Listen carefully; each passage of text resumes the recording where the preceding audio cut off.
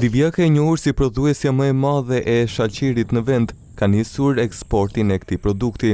Pothuajse 80% e prodhimit është e kontraktuar për të shitur. Kultivuesit kanë nisur me procesin e vjeljes. Në këtë periudhë, ata thonë se çmimi ka pësuar rënje. Brenda një muaji, nga 200 lek për kilogram, vlera ka arritur në 20 lek dhe sipas tyre, ky çmim është nën kosto. Megjithatë, ata janë të detyruar ta vjelin prodhimin, i cili është pjekur dhe nuk mund të rrezikojnë e të presin ndryshimin e çmimit.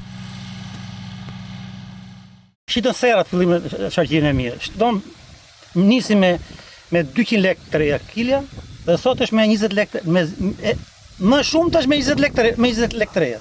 Çështja e shitjes është e zgjidhur, por megjithatë fermerët ankohen se nuk ka as fuqi punëtore, edhe në rastet kur ata gjejnë punëtor, pagesat sipas tyre janë të larta. Çmimi është 200 lek vjetra, kosta nuk mbulohet, kosta e punëtorit është rritur. Tani shpresoj të nxjim shpenzimet tona. Çmimi i krahut punës është rritur shumë. Do nga vat 25.000 lek tonin.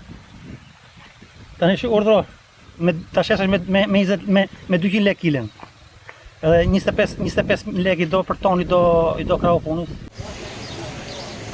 Divjaka ka nisur eksportet e shalqirit që në muajin maj dhe diçka e tillë do të vijojë deri në gusht. Kërkesa më e madhe për këtë produkt mbetet nga Kosova dhe vendet e tjera të Ballkanit.